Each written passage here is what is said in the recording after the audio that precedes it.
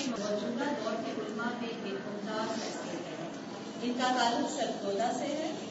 ان کے والد جناب عبدالرحمان ہاشمی ایک مشہور اسلامک اسکالر ہیں، جن کی تربیت اور رہنمائی نے ڈاکٹر فرحت ہاشمی صاحبہ کو اس مشن سے خوشناس کروایا.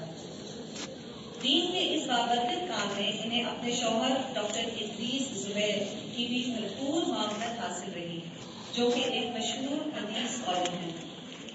ڈاکٹر فرحت ہاشمی صاحبہ نے عربی میں ایم اے اور حدیث سائنسز میں گلاسگو یونیورسٹی اسکاٹ لینڈ سے پی ایچ ڈی ہے. ڈاکٹر صاحبہ کی زندگی کا مقصد قرآن کی تعلیم کو آسان اور لوگوں کی زندگیوں کے قریب تر بنا کر عام کرنا ہے.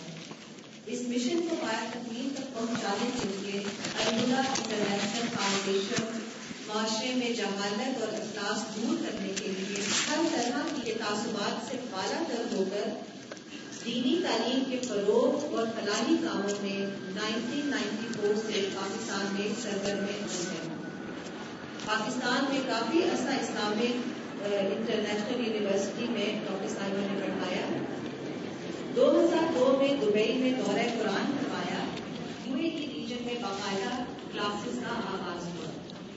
2002 میں شروع کیا گیا یہ علمی سفر اللہ کے فضل و کرم سے اب UAE کے مختلف شہروں میں پھیل چکا ہے. ہمارا ڈیڈیکیٹڈ اسٹاف اور ان کی انتھک محنت اور کام اور دعوے کے کام کو آگے بھرپور طریقے سے پہنچانے کے جذبے کی وجہ سے آج الحمدللہ دبئی میں اس وقت 6 برانچز پاکستان ایسوسی ایشن، الملا plaza, کرامہ branch, جمیرہ island, Arabian branches اور جمیرہ 3 میں ہیں. ابوظہبی اور شارجہ میں بھی ایک برانچ موجود ہے. قرآن مجید کا براہ راست فہم حاصل کرنے کے لیے یہ ادارے خواتین اور لڑکیوں کے لیے مختلف دورانیے اور اوقات کے ڈپلوماز اور سرٹیفکیٹ کورسز کروا رہے ہیں. بچوں کے لیے بھی شام کے اور سمر کورسز اویلیبل ہیں. اس کے علاوہ ڈاکٹر صاحبہ کی تعلیمات کی کیسٹس، سیریز اور internet per lectures on line بھی موجود ہیں، جس سے دنیا بھر کے لوگ مستفید ہو رہے ہیں. مزید معلومات کے لیے آپ ریسیپشن سے بھی رجوع کر سکتے ہیں. اب میں محترمہ استاذہ ڈاکٹر فرحت ہاشمی صاحبہ سے گزارش کرتی ہوں کہ وہ یہاں تشریف لائیں اور اپنے علم سے ہمیں مستفید کریں.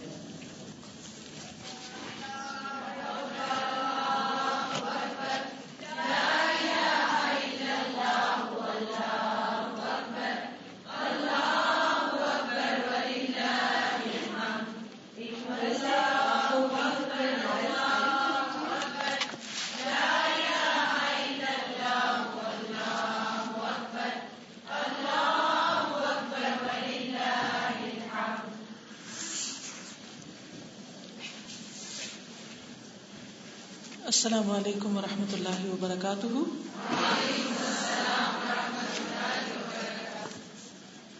چھٹی کے دن، آرام کے دن، سیر و تفریح کے دن، آج یہاں سب آنے والوں کو اور اللہ کے رسول صلی اللہ علیہ وسلم کی حکمت کے بارے میں شوق رکھنے والوں کو، اس کے بارے میں جاننے والوں کو خوش آمدید کہتی ہوں.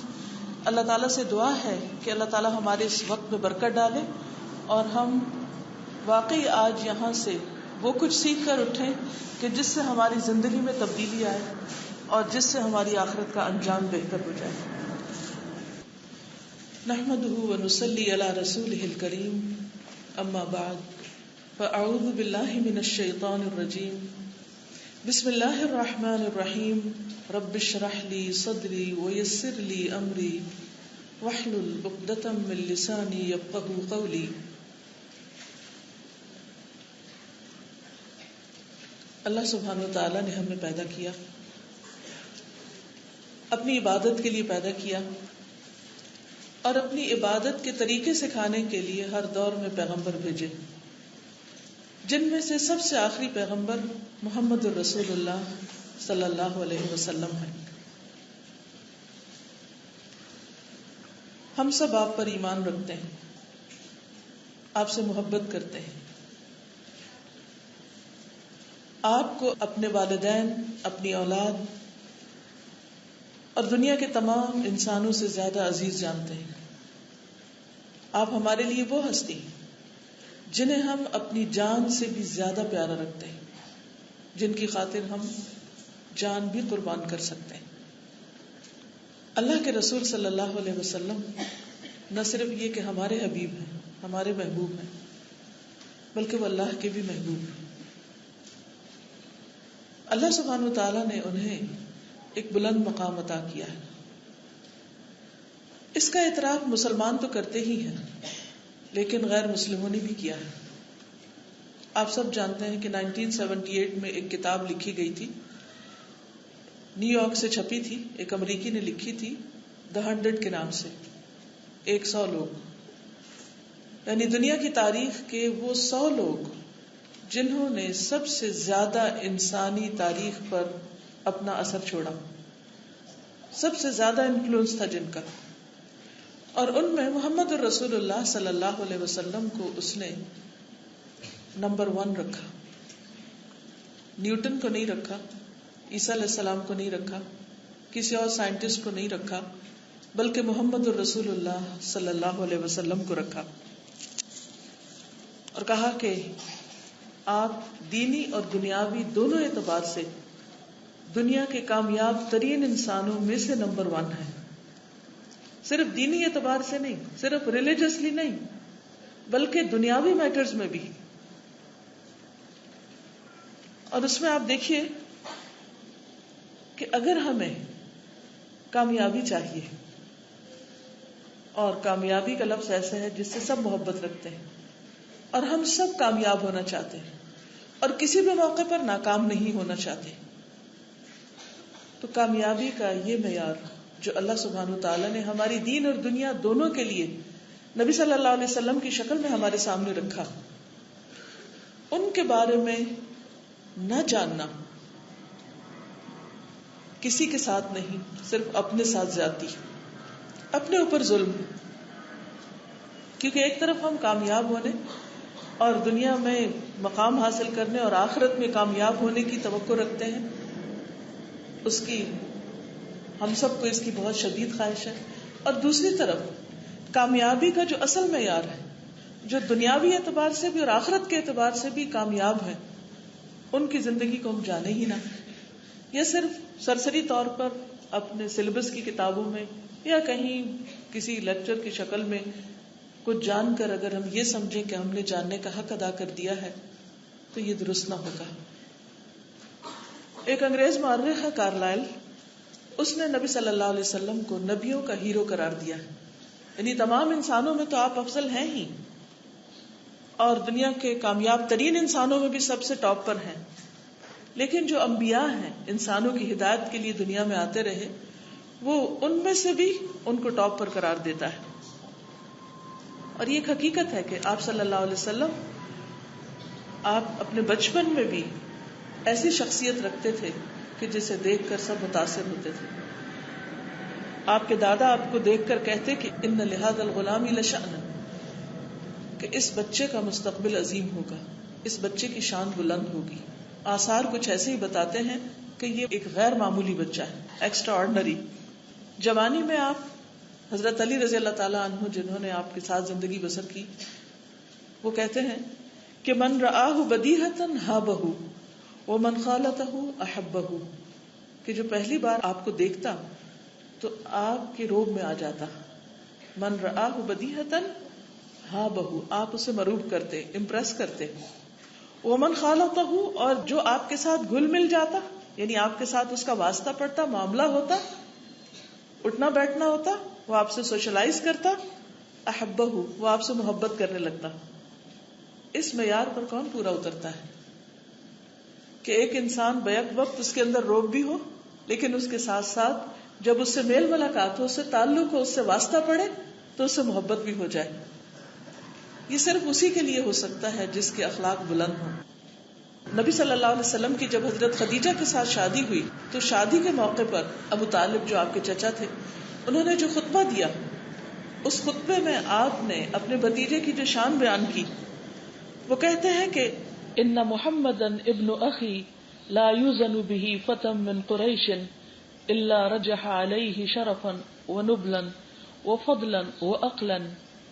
محمد میرے بھائی کے بیٹے قریش کے کسی بھی جوان کا مقابلہ اگر ان سے کیا جائے تو محمد صلی اللہ علیہ وسلم اس پر زیادہ ترجیح رکھتے ہیں، پریفرنس رکھتے ہیں، شرف، نجابت، فضل اور عقل کے اعتبار سے. یعنی اللہ سبحانہ وتعالی نے آپ کو بہترین طریقے پر پیدا کیا، بہترین بچپن عطا کیا، بہترین جوانی عطا کی اور پھر نبوت سے نوازا. یہ سب کچھ، یہ سارا اہتمام کیوں کیا گیا؟ کس کے لیے؟ ہم سب کے لیے، پوری انسانیت کے لیے.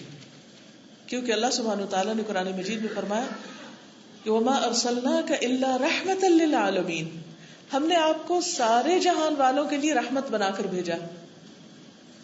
رحمت، جی ہاں، ہم پر رحم فرمانے کے لیے اللہ سبحانہ وتعالیٰ نے ہم پہ رحمت کرتے ہوئے، ہم پر احسان کرتے ہوئے ہمارے لیے ایک عملی نمونہ، اسوہ حسنہ رسول اللہ صلی اللہ علیہ وسلم کی شکل میں ہمارے لیے بھیجا، جنہوں نے نہ صرف یہ کہ ہمیں قرآن پڑھ کر سنایا، نہ صرف یہ کہ قرآن کی تعلیم دی، تزکیہ کیا، بلکہ اس کے ساتھ ساتھ حکمت کی بھی تعلیم دی. قرآن مجید میں اللہ تعالیٰ فرماتے ہیں، سورۃ آل عمران کی آیت نمبر 164 ہے، سب کی جانی پہچانی سورت، جانی پہچانی آیت، لقد من اللہ علی المؤمنین اذ بعث فیہم رسولا من انفسہم. البتہ تحقیق، یقینی طور پر اللہ تعالیٰ نے اہل ایمان پر بہت بڑا احسان کیا کہ ان میں سے ایک رسول انہی کے اندر سے اٹھایا، یتلو علیہم آیاتہ، جو ان پر اس کی آیات پڑھ کر سناتا ہے، ویزکیہم، اور ان کا تزکیہ کرتا ہے، ویعلمہم الکتاب والحکمہ، اور انہیں کتاب اور حکمت کی تعلیم دیتا ہے. تو نبی صلی اللہ علیہ وسلم کی آمد ہم سب کے لیے اس معنی میں رحمت ہے کہ آپ نے ہمیں اللہ سبحانہ وتعالیٰ سے جوڑا، اپنے خالق کی پہچان دی، اللہ تعالیٰ کی معرفت عطا کی، کیونکہ آپ سب سے بڑھ کر اللہ تعالیٰ کو خود جاننے والے تھے. اللہ سبحانہ وتعالیٰ کا کلام ہم تک پہنچایا، صرف ایک کتاب کی شکل میں دے نہیں دیا بلکہ پڑھ کر سنایا، یتلو علیہم آیاتہ، اور صرف قرآن کی تلاوت ہی نہیں کی اور سکھائی نہیں بلکہ تزکیہ بھی کیا، ویزکیہم، کہ انسانوں کو بہترین اخلاق سے نوازا، اور پھر اس کے ساتھ ساتھ تعلیم عطا کی، ویعلمہم الکتاب والحکمہ، کہ انہیں کتاب اور حکمت کی تعلیم دی. اللہ کا شکر ہے کہ ہر طرف جہاں بھی جائیں لوگوں کے اندر قرآن کی محبت امڑتی نظر آتی ہے. ہر شخص قرآن پڑھنے میں، سیکھنے میں، سکھانے میں مصروف نظر آتا ہے. آپ میں سے اکثریت اس کام کے ساتھ وابستہ ہے.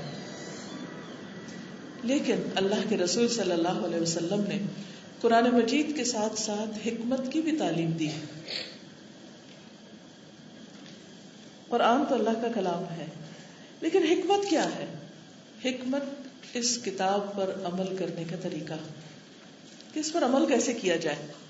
کیونکہ بہت دفعہ ایسا ہوتا ہے کہ ہم قرآن مجید پڑھ بھی لیتے ہیں، بہت خوبصورت قرات کرنا جان لیتے ہیں، بہت تفسیر بھی اچھی طرح کر لیتے ہیں، اس کو براہ راست عربی میں بھی سمجھنے لگتے ہیں، لیکن پھر بھی یوں لگتا ہے کہ جیسے عمل سے خالی ہے. خود کو بھی احساس ہوتا ہے اور دوسرے لوگ بھی بعض اوقات دیکھ کر اعتراض کرتے ہیں کہ یہ قرآن پڑھنے پڑھانے والے قرآن کا عملی نمونہ کیوں نہیں نظر آتے، جو کچھ قرآن کہتا ہے وہ ان کی زندگیوں میں نظر کیوں نہیں آتا. اور جو ہم قرآن پڑھتے چلے جاتے ہیں ہم سب کے اندر یہ احساس گہرا ہوتا چلا جاتا ہے اور شدت کے ساتھ ہوتا ہے کہ یہ قرآن ہماری زندگی میں جھلکتا نظر آئے، ہم واقعی حقیقی معنوں میں صاحب قرآن نظر آئیں. لیکن یہ کس طرح ممکن ہو؟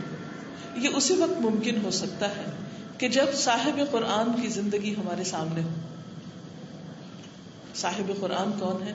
محمد الرسول اللہ صلی اللہ علیہ وسلم، کہ جن کے قلب مبارک پر قرآن نازل ہوا تھا، جن کے بارے میں ان کی زوجہ محترمہ حضرت عائشہ صدیقہ رضی اللہ تعالی عنہا نے گواہی دی تھی کہ کان خلقہ القرآن، آپ کا اخلاق قرآن تھا.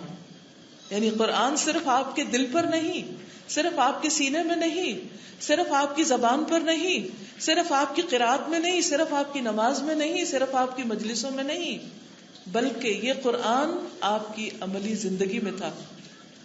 آپ نے صرف اس کی وضاحت ہی نہیں کی، صرف اس کی تشریح یا تفسیر بیان نہیں کی، بلکہ اس پر عمل کر کے بھی دکھایا، کیونکہ یہ آپ کی ذمہ داریوں میں سے ایک بڑی ذمہ داری تھی. قرآن مجید میں آتا ہے وَأَنزَلْنَا إِلَيْكَ الذِّكْرَ لِتُبَيِّنَ لِلنَّاسِ مَا نُزِّلَ إِلَيْهِمْ. ہم نے آپ کی طرف یہ ذکر نازل کیا تاکہ آپ بیان کیجئے ان کے لیے کہ ان کی طرف کیا اتارا گیا ہے. تو رسول اللہ صلی اللہ علیہ وسلم نے ہمیں قرآن مجید کی وضاحت اپنے عمل سے کر کے دکھائی، زبان سے بھی کی لیکن عمل سے بھی کر کے دکھائی. اور پھر زندگی گزارنے کے وہ بہترین رہنما اصول دیے، علمی اور عملی دونوں شکلوں میں، کہ اگر آج ہم ان پر عمل کریں تو ہم دنیا کے کامیاب ترین انسان ہو سکتے ہیں. آج ہر شخص پریشان نظر آتا ہے، کسی نہ کسی غم، کسی نہ کسی خوف، کسی نہ کسی تکلیف کا شکار نظر آتا ہے، خواہ وہ جان میں ہے یا مال میں ہے یا اولاد میں. ساری نعمتوں کے باوجود لوگ خوش نظر نہیں آتے. اس کی کیا وجہ ہے؟ کہاں کمی ہے؟ کس چیز کی کمی ہے؟ کیا مسنگ ہے ہماری زندگی سے؟ اور وہ پتہ کیسے چلے گا کہ ہم کیا مس کر رہے ہیں؟ وہ اسی وقت ہم جان سکتے ہیں جب ہمارے سامنے ایک آئینہ ہو، اور وہ آئینہ ہمیں محمد الرسول اللہ صلی اللہ علیہ وسلم نے دکھایا کہ مطمئن رہنے کا راز کیا ہے، خوش رہنے کا راز کیا ہے، کامیاب ہونے کے طریقے کیا ہیں، پرسکون کیسے رہا جا سکتا ہے. یہ سب کچھ آپ کی اپنی عملی زندگی میں تھا. نبی صلی اللہ علیہ وسلم نے پوری زندگی میدے کی روٹی نہیں کھائی، بلکہ آپ نے میدا دیکھا بھی نہیں. آج آپ مسلمانوں کا کوئی دسترخوان دیکھیں شاید ہی وہ میدے سے خالی. کوئی بھی چیز اٹھائیں کھانے کی، ہر چیز کے اندر وہی. کبھی آپ غور کرنا شروع کیجئے،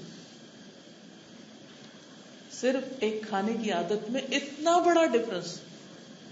اور کھانا براہ راست ہمارے پوری شخصیت پر اثر انداز ہوتا ہے، ہمارے مزاج پر اثر انداز ہوتا ہے.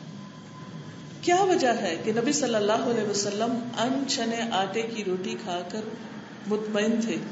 کیا وجہ ہے کہ آپ کے گھر میں اگر 2 ماہ چولہا نہیں جلتا تو بھی آپ خوش تھے اور بھرپور عبادت کرتے تھے، بھرپور طریقے سے زندگی بسر کر رہے تھے، کہیں بھی کمی نہیں کی؟ کہیں اس بات کی پریشانی کا ذکر نہیں ملتا کہ یار اب تو نے کھانے کو تو کچھ دیا نہیں، اب میں یہ ڈیوٹی کیسے کروں جو تو نے مجھ پر ڈالی، یہ ذمہ داری کیسے پوری کروں جو تو نے مجھ پر عائد کی. ایسا کچھ بھی نہیں. خوشی اچھے کھانے سے نہیں ہوتی، خوشی اچھے لباس سے نہیں ہوتی. نبی صلی اللہ علیہ وسلم کا لباس دیکھیے، آپ کے پاس کتنے قیمتی کپڑے تھے. ہاں کبھی کبھار آپ نے وہ بھی اوڑھ کر دکھائے کہ وہ پہننا منع نہیں ہے، لیکن عام طور پر آپ کے لباس میں پیوند ہوا کرتے تھے. اور نہ صرف یہ کہ آپ کے بلکہ آپ کے صحابہ کے بھی. اس کے باوجود وہ ہم سے کئی گنا زیادہ مطمئن لوگ تھے.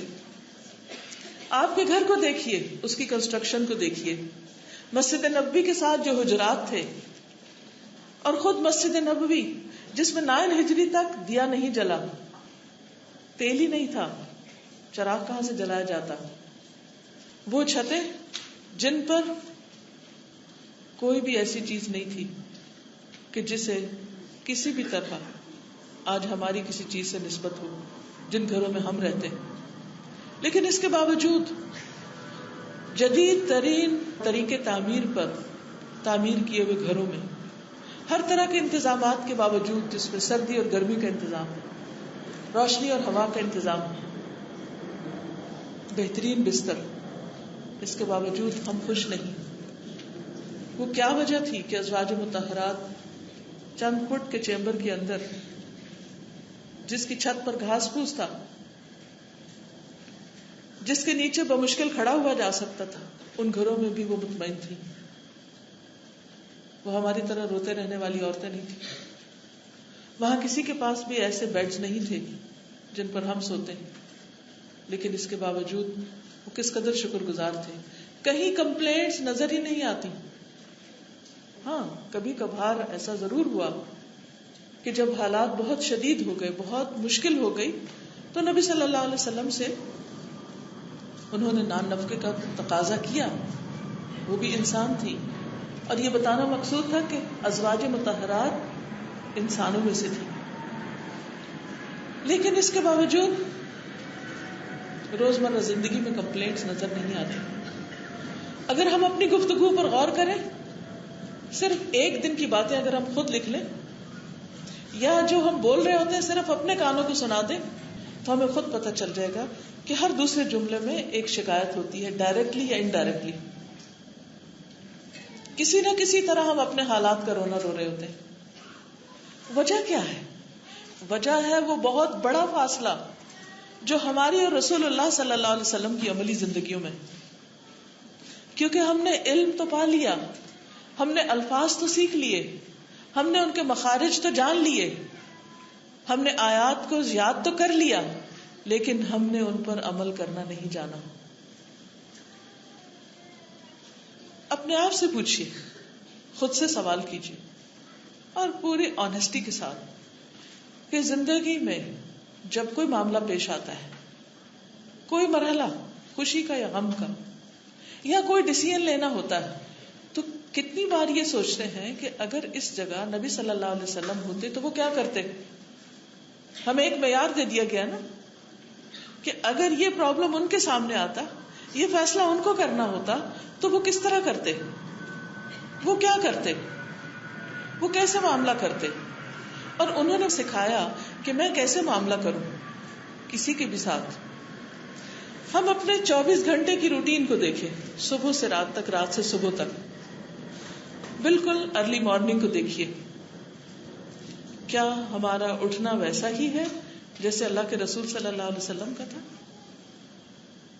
آپ کے بیڈ سے اٹھنے کا طریقہ کیا تھا کہ آپ یکایک اٹھ جاتے تھے، آنکھ کھلتی تھی اور اللہ کا ذکر کرتے ہوئے بیڈ سے اتر جاتے. ہم کیسے اٹھتے؟ آنکھ کھلنے کے کتنی دیر بعد بیڈ چھوڑتے ہیں؟ کیا سوچے چلے جاتے ہیں؟ کیوں نہیں اٹھتے؟ جاگ بھی رہے ہوتے ہیں پھر بھی نہیں اٹھتے. کیوں؟ کیا مشکل ہے؟ کیا ہم سنت پر ہیں؟ پھر آپ دیکھیے وضو سے دن کا آغاز، ٹوائلٹ جانے کے لیے دعا، باہر آنے کی دعا، وضو کرنے کا طریقہ. کیا واقعی ہمیں نبی صلی اللہ علیہ وسلم کے وضو کا طریقہ صحیح طور پر معلوم ہے اور اس کو فالو بھی کرتے؟ ایک دن میں آپ کتنی دفعہ مسواک کرتے تھے اور کتنی کثرت کے ساتھ کرتے تھے؟ ہماری زندگی میں کیا وہ سب موجود ہے؟ ہم دن میں کتنی بار مسواک کرتے ہیں؟ کیا صرف 5 نمازوں کے لیے جو وضو کرتے ہیں اس کے ساتھ بھی وہ سنت موجود ہے؟ پھر لباس کی سنت دیکھیے.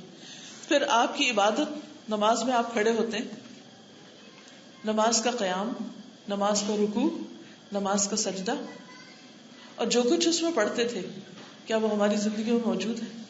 پھر آپ کے اپنے ازواج کے ساتھ تعلقات، ان کے ساتھ حکمت کے معاملات. پھر صرف یہی نہیں تھی زندگی، ہماری زندگی تو بس یہی ہے نا، اپنی عبادت کر لی، اپنے گھر بار کو دیکھ لیا، بس سمجھا بہت کمال کر لیا. اگر آپ 23 سالہ تاریخ نبوت کو پڑھیں تو آپ دیکھیں گے کہ مکی دور میں کس قدر مشکلات ہیں، حتیٰ کہ ہجرت کرنی پڑی وہاں سے. اور پھر مدنی دور، اس میں کوئی سال ایسا ہے جس میں کوئی غزوہ یا سریہ نہ ہوا ہو، جس میں مدینہ پر خوف کی حالت طاری نہ ہوئی ہو، جس میں ہر روز ایک نیا چیلنج نہ ہو، جس میں ہر طرح کے معاملات پیش نہ آ رہے. کیونکہ آپ صلی اللہ علیہ وسلم نے صرف گھر کے اندر صرف طہارت اور سونے جاگنے اور کھانے پینے کے آداب نہیں سکھائے، آپ نے جنگ کے، فتح کے، شکست کے اور ان تمام کے علاوہ مختلف مقامات پر جو آپ کے قانونی فیصلے ہیں، جو نظام حکومت کو چلانے کے لیے آپ نے طریقے اختیار کیے، جس طرح غیر مسلموں کے ساتھ برتاؤ کیا، جس طرح ان کے ساتھ معاہدات کیے، جس طرح ان کے ساتھ سلوک کیا، یہ سب بھی آپ کی زندگی کا ایک حصہ تھا. کیا آج ہماری زندگی میں ان تمام چیزوں سے براہ راست رہنمائی کا کوئی طریقہ، کوئی سلیقہ موجود ہے؟ کیا ہم آپ کی ان حکمتوں سے فائدہ اٹھا رہے ہیں؟ اگر نہیں تو ہمیں غور کرنے کی ضرورت ہے. ہمیں ایک ایک سٹیپ پر ایک ایک سٹیپ پر توجہ دینے کی ضرورت ہے، کیونکہ اللہ کے رسول صلی اللہ علیہ وسلم نے ہمیں وہ کچھ سکھا دیا ہے جو ہم جانتے نہیں تھے. قرآن مجید میں سورۃ البقرہ 151 میں آتا ہے وَيُعَلِّمُكُمُ الْكِتَابَ وَالْحِكْمَةَ وَيُعَلِّمُكُم مَّا لَمْ تَكُونُوا تَعْلَمُونَ. اور رسول تمہیں کتاب اور حکمت کی تعلیم دیتا ہے اور تمہیں وہ سکھاتا ہے جو تم جانتے نہیں تھے. آج بھی ہم وہ نہیں جانتے جو اللہ کے رسول صلی اللہ علیہ وسلم نے سکھایا. ہم میں سے صرف اس مجلس میں جتنے لوگ بیٹھے ہیں، میں سے کوئی ایک بھی یہ دعویٰ نہیں کر سکتا کہ میں نے وہ سب کچھ جان لیا جو اللہ کے رسول صلی اللہ علیہ وسلم نے کیا یا فرمایا. کیا ہم میں سے کوئی کہہ سکتا؟ نہیں. شاید آدھا بھی نہیں، شاید چوتھائی بھی نہیں، شاید 10واں حصہ بھی نہیں. پھر ہم کس قسم کی کامیابی کو دیکھ رہے ہیں؟ ہم کیسے کامیاب ہو سکتے اپنی عملی زندگیوں میں جب ہماری زندگی میں اللہ کے رسول صلی اللہ علیہ وسلم کے طریقے ہی موجود نہیں؟ لہذا بہت ضروری ہے کہ ہم آپ سے اپنا قریبی تعلق قائم کریں، آپ کی سیرت کا گہرائی سے مطالعہ کریں. 2 دن پہلے خاتون مجھے ملی تو کہنے لگی کہ میرے بچوں کی پیدائش کے موقع پر مجھے ڈاکٹر بیڈ ریسٹ بتا دیا ہوتا ہے. کئی خواتین کے ساتھ ایسا ہوتا ہے کہ وہ پھر اٹھ نہیں سکتی، کام نہیں کر سکتی، چل پھر نہیں سکتی، کہیں آ جا نہیں سکتی. تو وہ 8-9 مہینے ایسے ہی ہوتے ہیں جیسے قید ہے کہ آپ اپنے گھر میں جم گئے. اس وقت کو بہت سے لوگ بوریت میں، بیزاری میں، یا صرف ٹیلی ویژن دیکھ کر یا ادھر ادھر کسی طرح فون پہ بات کر کے کسی نہ کسی طرح وقت ضائع کر دیتے. تو کہنے لگی کہ انہی دنوں مجھے ابن کثیر کی البدایہ والنہایہ جو 21 والیومز میں ہے وہ مل گئی، اور کہتی کہ میں نے اس کو اول سے آخر تک سارا پڑھ ڈالا. یہ ہے نا وقت کا صحیح استعمال. ہم میں سے کتنی خواتین ایسی ہیں کہ جنہوں نے اپنے ایسے کسی وقت کو کہ جس میں ان کے اوپر منیمم ذمہ داریاں تھیں، وہ ریسٹ، بیڈ ریسٹ 9 مہینے کا ریسٹ. اور اگر اتنا ریسٹ ملا ہے تو اس میں کیا کچھ نہیں کیا جا سکتا. لیکن ہم نہیں جانتے کہ ہمیں کرنا کیا ہے. ایسا نہیں کہ ہمارے پاس وقت نہیں ہوتا، وقت ہوتا ہے لیکن کوئی منصوبہ بندی نہیں ہوتی، کوئی پلاننگ نہیں ہوتی، کوئی طریقہ نہیں ہوتا کہ جس سے ہم اپنے وقت سے صحیح فائدہ اٹھا سکیں. اس لیے بہت ضروری ہے کہ ہم اگر چاہتے ہیں کامیابی تو لازم ہے ہمارے اندر ہو حکمت، اور اگر ہم چاہتے ہیں حکمت تو لازم ہے کہ ہم رسول اللہ صلی اللہ علیہ وسلم کی شاگردی اختیار کریں. اور آپ کی زندگی کا صرف سرسری نظر سے نہیں، کیونکہ حکمت صرف سرسری علم سے نہیں آتی. حکمت از ڈیپر نالج، یعنی سطحی شیلو نہیں بلکہ گہرائی میں جا کر ایک چیز کو سمجھنا اور جاننا. اور یہ چیز بار بار کے مطالعے سے آتی، بار بار ایک چیز کو پڑھنے سے آتی. جیسے قرآن مجید میں ہمیں غور و فکر کے لیے کہا گیا نا، تدبر کرنے کے لیے. اور اس کے لیے کیا ضروری ہوتا ہے کہ ہم پھر بار بار ایک چیز کو پڑھیں. اسی طرح حکمت کے لیے صرف ایک دفعہ کسی کتاب کا پڑھ لینا یا سرسری نظر سے پڑھ لینا کافی نہیں ہوتا. اور یاد رکھیے کہ اگر یہ چیز مل گئی، یعنی حکمت رسول صلی اللہ علیہ وسلم نصیب ہو گئی، تو گویا سب کچھ مل گیا.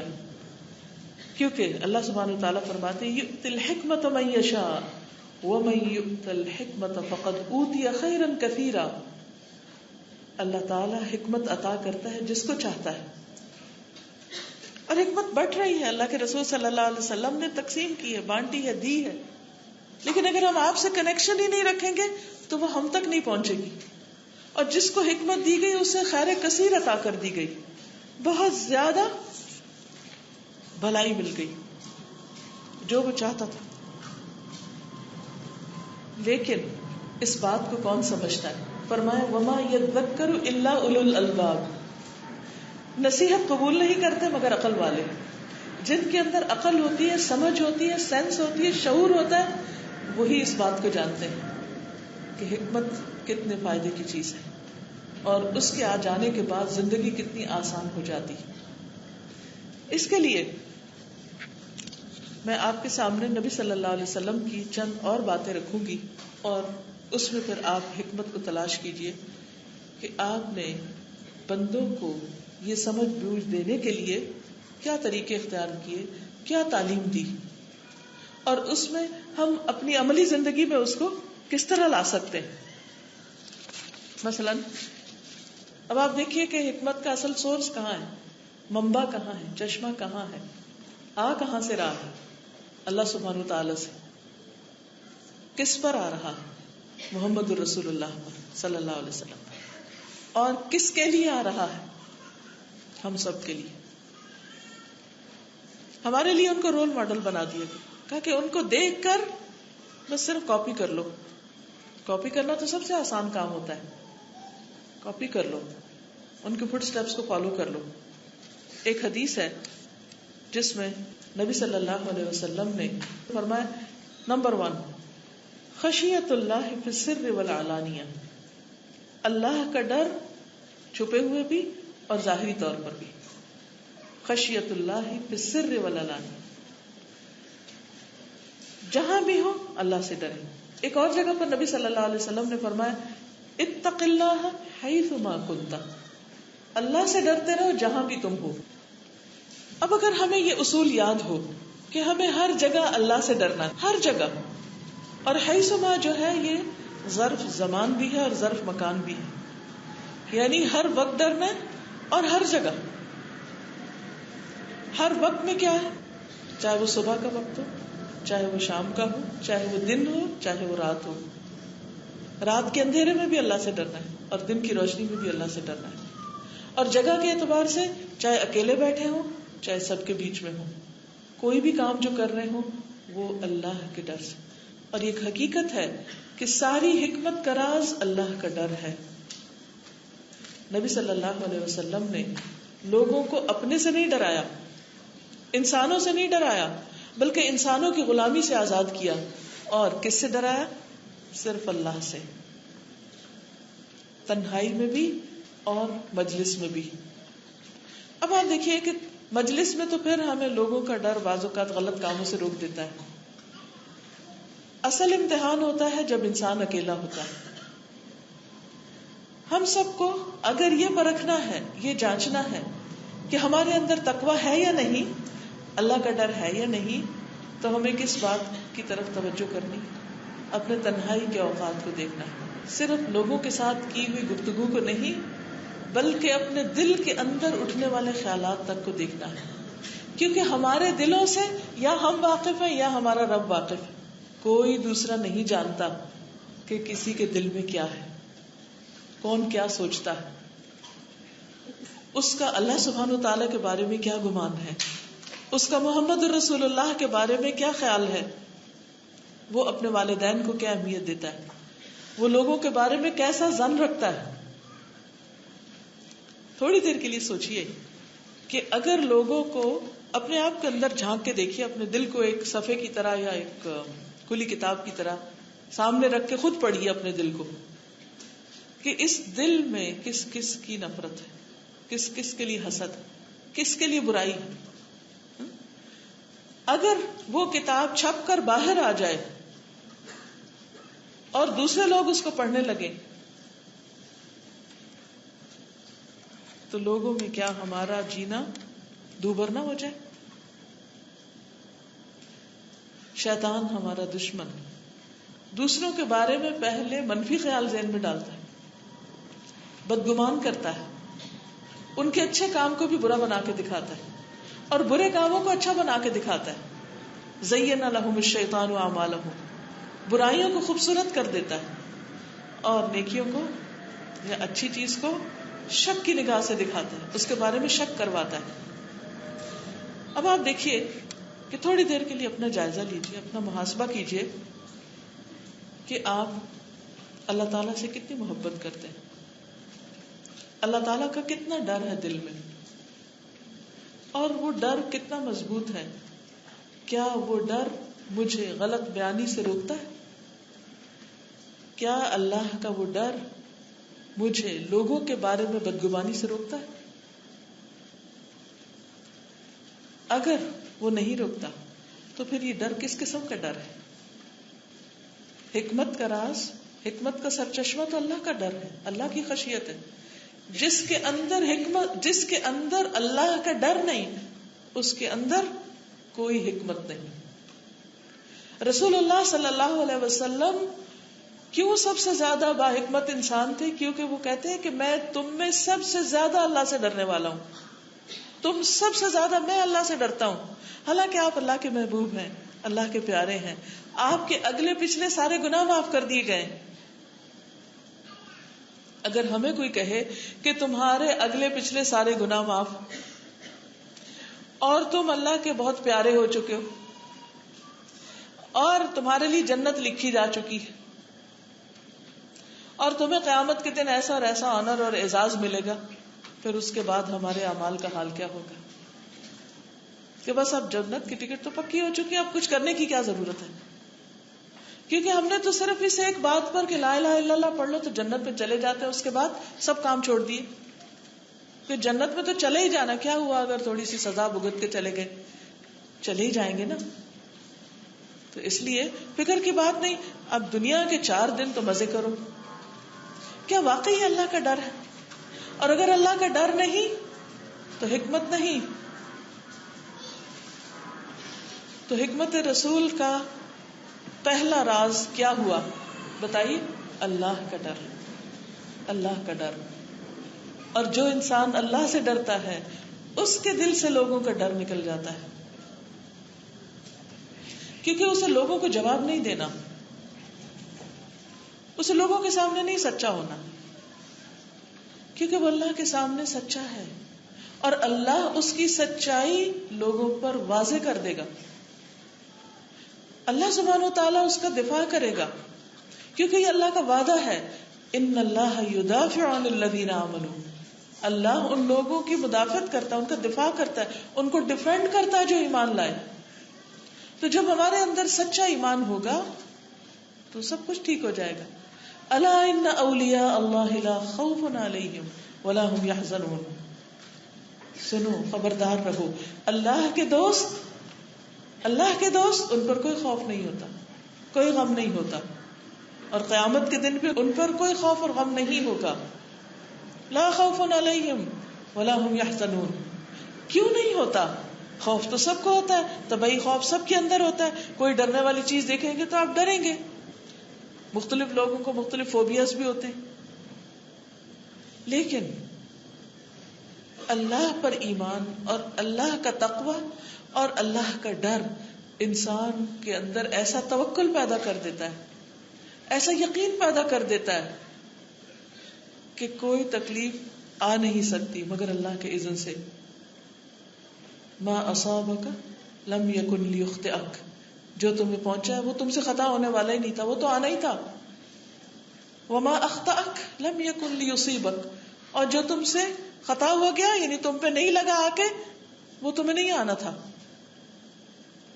تو مومن اللہ سے ڈرنے والا ہر وقت خوف کا شکار نہیں رہتا کہ پتہ نہیں پھر کیا ہو جائے گا، پتہ نہیں یہ کیا کہہ دے گا، پتہ نہیں وہ فلاں چیز نہ ہو جائے، پتہ نہیں چھت نہ گر جائے، پتہ نہیں زمین نہ پھٹ جائے، آگ نہ لگ جائے.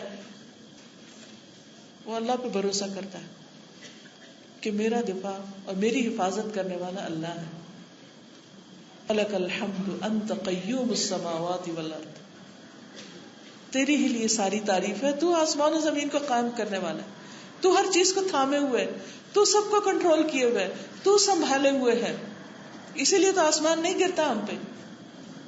اور اگر وہ نہ تھامے، وہ نہ زندگی دے، وہ مارنا چاہے تو اس کے لیے کچھ دیر بھی نہیں. اس لیے حکمت کا سب سے بڑا فائدہ کیا ہے کہ دل میں صرف ایک خوف آ جاتا ہے اور باقی نکل جاتے ہیں، اور یہی عقل مندی. لیکن آپ دیکھیے کہ ہمارے دلوں میں اللہ کے سوا ہر ایک کا خوف ہے، اللہ کا ڈر کوئی نہیں. کیونکہ اگر اللہ کا ڈر ہو تو پھر ہم ہر قدم پھونک پھونک کے رکھیں، سوچ سوچ کے بولیں، اپنے سارے معاملات میں بہت کانشیس ہو جائیں. دوسری چیز، والقصد فی الفقر والغنى، درمیانہ روی. اعتدال کی راہ، فقر میں بھی، محتاجی میں بھی اور امیری میں بھی. جب بہت بھی مال ہو تب بھی اعتدال، اور جب کچھ نہ ہو تب بھی اعتدال. ہر حال میں اعتدال، درمیانی راہ. یہ ایک بہترین خوبصورت اصول ہے زندگی کا. یعنی ہمیں کیسی زندگی سکھائی گئی کہ جس میں افراط اور تفریط نہیں، کہ یا پورے لڑک گئے ادھر یا پورے لڑک گئے ادھر. یا پھر اگر بہت ہے تو اندھا دھند خرچ کیا بغیر کسی حساب کتاب کے، اور اگر کچھ نہیں تو قرض لے کے خرچ کرنا شروع کر دیا. اعتدال، جس حال میں ہے اس حال کو سامنے رکھ کے اپنے کچھ اصول بنا کے زندگی میں ان پر چلنا. آپ دیکھیے کہ نبی صلی اللہ علیہ وسلم نے درمیانہ روی کا جو طریقہ عملی زندگی میں سکھایا، جو حکمت بتائی ہمیں کہ خواہ دریا کے کنارے ہی کیوں نہ ہو پھر بھی وضو کے لیے کتنا پانی استعمال کرو، جتنا ضرورت ہے بس اتنا ہی استعمال کرو. اب آپ دیکھیے ایک چھوٹی سی مثال ہے کہ مثلاً آپ کو کوئی چھوٹی سی چیز صاف کرنی ہے ٹشو سے، اور آپ کو معلوم ہے کہ ایک ٹشو کافی ہے اس کے لیے، لیکن آپ ایک کی بجائے 2 3 نکالتے ہیں اور بس چھوٹی سی چیز اس سے صاف کی اور سارا ادھر پھینک دیتے ہیں. کیا یہ اعتدال کی راہ ہوگی؟ اور آپ ایسا کیوں کر رہے ہیں؟ کیونکہ آپ یہ سوچتے ہیں کہ میرے پاس بہت مال ہے، مجھے کوئی کمی نہیں، اور یہ کیا ایک ٹشو ہی ہے نا، ایک ڈبہ ختم ہوتے اور لیں. نہیں، چاہے آپ ملینئر ہوں، اسلام آپ کو یہ سکھاتا ہے، نبی صلی اللہ علیہ وسلم کی حکمت آپ کو یہ سکھاتی ہے کہ اگر آپ کو ایک ٹشو کی ضرورت ہے تو ایک لیں، اور اگر اس کا بھی چوتھا حصہ کافی ہے تو چوتھا ہی لے لیں، پورا بھی نہیں نکالیں. اور اگر پورا نکالا تو اس کا صرف ایک حصہ استعمال کر کے یا اس کی ایک سائڈ استعمال کر کے اس کو دوہرا کر کے پھر رکھ دیں. آپ دیکھیے کہ اس اسراف نے دنیا میں یہ جو گلوبل الارمنگ کا لفظ آپ سنتے ہیں نا، ماحولیات جو ہیں ان میں بہت خطرات پیدا ہو چکے ہیں. خود انسانوں کی زندگی خطرے میں آ گئی، جانوروں کی زندگی خطرے میں آ گئی ہے. خشکی پر، سمندر میں، ہر طرف فساد ہی فساد ہو گیا. کہیں بھی آپ جاتے ہیں سانس لینا دوبر ہو جاتا ہے. یہ سب کچھ کیوں ہوا؟ جب ہم نے اعتدال کی راہ چھوڑی. القصد فی الفقر والغنى، یہ نہیں کہ اگر ہم کسی ایسے ملک میں رہتے ہیں کہ جہاں کھانا بہت ہے تو ہمیں حق مل گیا ہے یا لائسنس مل گیا ہے کہ ہم اس سے جیسے چاہیں ضائع کر دیں یا ضرورت سے زائد پکا لیں، یا پھر پکانے کے بعد اس کو کھائیں یا نہ کھائیں اور اٹھا کے بن میں پھینک دیں. کہاں سے ہمیں اس کا لائسنس ملا؟ کس نے ہمیں اس کی اجازت دی؟ یہ حکمت رسول نہیں ہے، یہ سنت رسول صلی اللہ علیہ وسلم پر عمل نہیں ہے. ہمیں ہر حال میں اعتدال اختیار کرنا ہے. تو اعتدال کی راہ انشاءاللہ یاد رہے گا، کیونکہ اللہ سبحانہ وتعالیٰ کی طرف سے جو خوبصورت باتیں نبی صلی اللہ علیہ وسلم تک آئیں اور ہم تک پہنچی اور ہماری زندگیوں کو خوبصورت بنانے والی ہیں، اگر یہ چند باتیں ہماری زندگی میں آ جائیں تو یقیناً اس امن اور اطمینان کا ایک بڑا حصہ ہمارے دلوں کے اندر آ جائے. اب دیکھیے کہ ہمیں غنا میں بھی امیر ہونے کے باوجود بھی اسراف سے کیوں روکا گیا؟ اس لیے کہ دن تو پلٹتے پھرتے دیر ہی نہیں لگتی. تلک الایام نداولها بین الناس، کسی وقت کہیں کچھ بھی ہو سکتا ہے، حالات کسی بھی طرح پلٹا کھا سکتے ہیں. اور آپ دبئی کے رہنے والے تو سب جانتے ہیں کہ پیچھے جو فائنینشیل کرائسس آیا اس کی وجہ سے کتنے ہی لوگ آسمان سے زمین پر آ گئے اور کتنی زندگی دوبر ہو گئی اور راتوں رات ہو گیا، پتہ ہی نہ چلا کہ کیا ہو گیا. کیسی کالی گھٹا آئی جو سب پہ ہی چھا گئی. تو ایسی صورت میں اگر انسان کی زندگی کے ایک بیسک پرنسپل کی شکل میں اعتدال ہے اس کی زندگی میں، تو اب اس کے پاس کم بھی ہے تو بھی اسے کوئی غم نہیں، اس کے اوپر کسی قسم کا کوئی نفسیاتی دباؤ نہیں، کوئی پریشانی نہیں، کوئی حسرتیں نہیں کہ اوہ کبھی میرے پاس اتنا تھا تو میں ایک کی بجائے 2 ٹشو نکالتی تھی اور آج ایک بھی میسر نہیں، کیونکہ اس کے پاس زیادہ تھا تو بھی وہ ضرورت کا استعمال کر رہی تھی، اور اگر کم ہے تو بھی ضرورت ہی کا استعمال کر. اور کلمۃ العدل فی الغضب والرضا، عدل کی بات، انصاف کی بات، غصے میں بھی اور غصے کے بغیر بھی، رضامندی کی حالت میں بھی، ہر حال میں انصاف کی بات. یہ تھی وہ حکمت جو اللہ تعالیٰ نے نبی صلی اللہ علیہ وسلم کو سکھائی، اور آپ نے اس پر عمل کیا، اور پھر یہ متاع ہمارے لیے چھوڑی. جو شخص حکمت والا ہوتا ہے اس کے اندر اللہ کی خاطر، صرف اللہ کے لیے عدل و انصاف ہوتا ہے، یعنی اللہ سے اجر پانے کے لیے. کیونکہ عدل اختیار کرنا، چاہے وہ اولاد کے درمیان ہو، چاہے وہ دشمن اور دوست کے بیچ میں، یہ آسان کام نہیں ہے. کیونکہ انسان کمزور ہے، وہ جس چیز کو چاہتا ہے اس کی طرف جھک جاتا ہے، اس کی تعریف میں زمین آسمان کے خلابے ملا دیتا ہے. کئی بار ایسا ہوتا ہے کہ ہم ایک اچھا کام کر رہے ہوتے ہیں، مثلا کسی کے ساتھ کوئی نیکی کر رہے ہوتے ہیں، پھر ہمیں اس کی کسی بات پر غصہ آ جاتا ہے. پھر ہمارا طرز عمل کیا ہوتا ہے؟ غصہ آنے کے بعد ہم کیا کرتے ہیں؟ صرف وہ شخص اپنی نیکی پہ قائم رہ سکتا ہے جس کے اندر حکمت ہوگی. اور وہ کون ہو سکتا ہے؟ جو صرف اللہ کے لیے، صرف اللہ کے ڈر سے، صرف اللہ سے جزا پانے کے لیے صحیح فیصلہ کرتا ہے کہ نہیں، مجھے اپنے آپ کو لوگوں کے رویے کا تابع نہیں بنانا، مجھے اپنے رویے کو لوگوں کے رویے کا تابع نہیں کرنا کہ وہ میرے ساتھ عدل کریں گے تو میں کروں گا، اور اگر وہ میرے ساتھ ظلم کریں گے تو میں بھی ظلم کروں گا. وہ اچھا کریں گے تو میں اچھا کروں گا، وہ نہیں کریں گے تو میں نہیں کروں گا. وہ ایسا نہیں کرتا.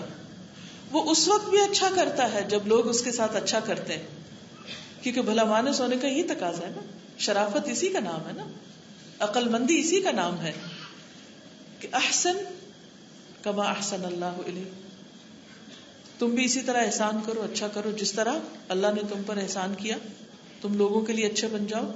هل جزاء الاحسان الا الاحسان، کیا احسان کا بدلہ احسان کے سوا کچھ اور ہو سکتا ہے؟ کہ جو تمہارے ساتھ اچھا کرے تم اس کے ساتھ اچھا کرو، یہ تو ایک بنیادی قاعدہ ہے.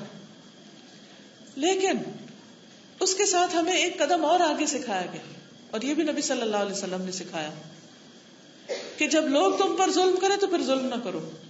تم ظلم نہیں کرو گے، ہاں تم عدل سے کام لے سکتے، بدلہ لے سکتے، لیکن اگر وہ بھی معاف کر دو تو بہت اچھا. تو عدل سکھایا. شدید ترین غصے میں بھی حق سے بڑی ہوئی بات نہیں کرنا، شدید ترین ناراضگی میں، شدید ترین غم میں بھی کوئی غلط بات زبان سے نہیں نکالنی.